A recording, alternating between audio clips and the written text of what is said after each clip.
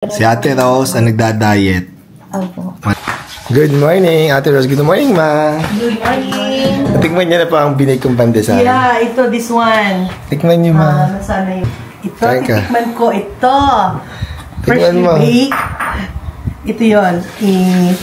Partnered with my green juice with Ay, nalagyan mo ng collagen. Yeah. Ay, wow. Yung green powder ko, dinagdag ko dito yung collagen. Melon. Melon na flavor. My flavor. Ay, wow. Ay, green juice yun, man. Green juice, green powder juice. Wow. Or green, yung mga vegetable na i-blend lang. Wow. Tapos nilagay ko. Tingnan mo, ma. Ito ang binay kong hapon. Diba, gusto mo matikman ang aking pandesal, ma, diba? Excited ako. Saan na ba?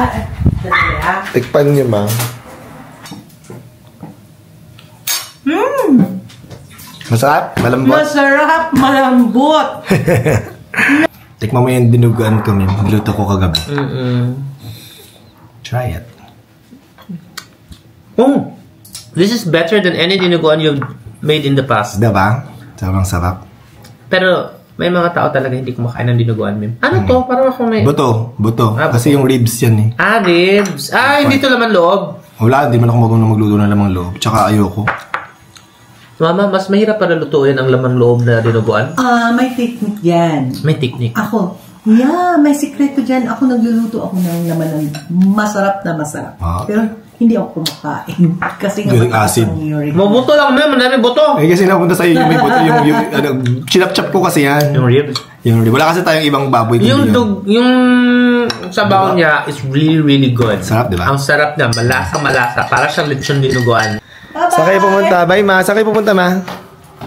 Binondo. Okay. Ingat kayo. Enjoy. First time mo mag-Binondo. Sabi ko kasi sa kanya na dati binilahan kita, di ba, ng alahas sa Binondo kasi mas mura.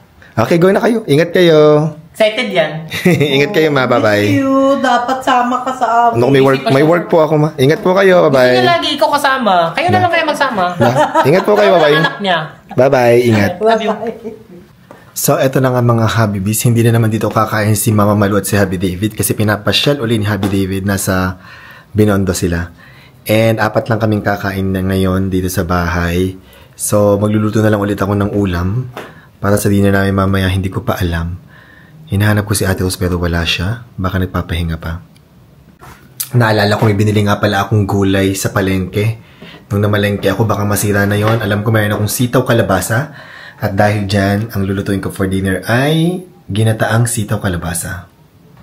So, na ito yung kalabasa namin at saka sitaw. Ang dami pala nitong binili kong sitaw.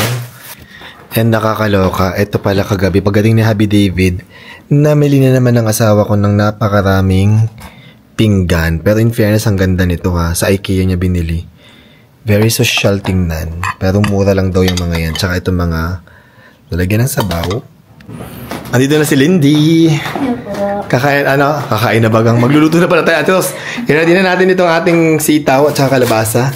Ating gata. Perfect. Magsana tayo ng bawang sibuyas. Anong lalahok natin, Ate Rose? Wala po. Wala pong nailabas. Walang nailabas? So, magsana tayo magluto ng ating ginataang sitaw kalabasa. Dahil hindi ako nakatiis na walang lahok, nilagay ako ng liempo. So, pag nagigisa ako, basic lang. Bawang, sibuyas, tsaka luya. Yes, naglalagay ako ng luya. Hindi ko alam yung iba, pero ako nalagyan akong luya. Kasi masarap siya. Sabay ko na yung sibuyas tsaka luya. Konting luya lang. Maglagay na tayo ng liam. Konti lang. Hindi naman ganun kadami.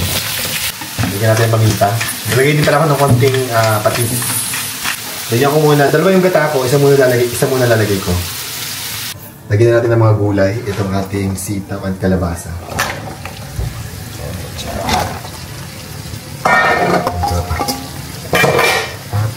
Ito na natin. Konti lang pala nagawa ng ating gulay. Akala ko madami. Konti lang pala ito. Sakto lang. Takpan muna natin. Tapos lutuin lang natin for a few minutes bago natin lagyan ulit ng another round ng gata. And luto na ang ating ginataang sitaw kalabasa na may konting karne. Ayan, ang ating ginataang sitaw kalabasa. Ito lang ulam namin. Diba? Bang kain tayo, magkain na lang din. Opo. Kakain na. Si Raynon, kumain na yun. Bango. Maghain tayo. Tatlo lang kaming kakain kasi si Raylan kumain na pala. Corned beef ang inulam ni Raymond. Ito na yung ating ginataang sitaw kalabasa. Yan, maggulay naman tayo. Lagi tayong karne. Pero gulay na may konting karne lang naman. Diba? Ano, Alin, may init pa yan. Init po po. Pero na-miss ko na din yung ulam na yan. Opo, sir. Tagal Si Ate Rose ang nagda-diet. Opo. Walang rice. Ayan, oh. Nagmerienda po ako kanina, sir, yung pandesal niyo po. Hi! Oo nga pala. Malambot pa din siya, hindi siya. Oh, 2 days na, diba? Malambot pa rin. Yan, diba? Yeah, gulay lang po yung kainin ko ngayon. Ano, Alin, Day? Sobrang sarap po. Walang eme? Walang eme. Ay, So, nagluto ako, pero ang kumain ng niluto ko lang ay si Lindy lang at saka si Ate Rose. Ako, wala akong pinggan. Bakit? Kasi medyo busog pa ako. Inubos ko yung dinuguan kanina, busog na busog pa ako. Kaya ubusin nyo yan. At magbaong ka bukas, Lindy, ha? Opo, baas ako. Yan, may baong ka na bukas. Sarap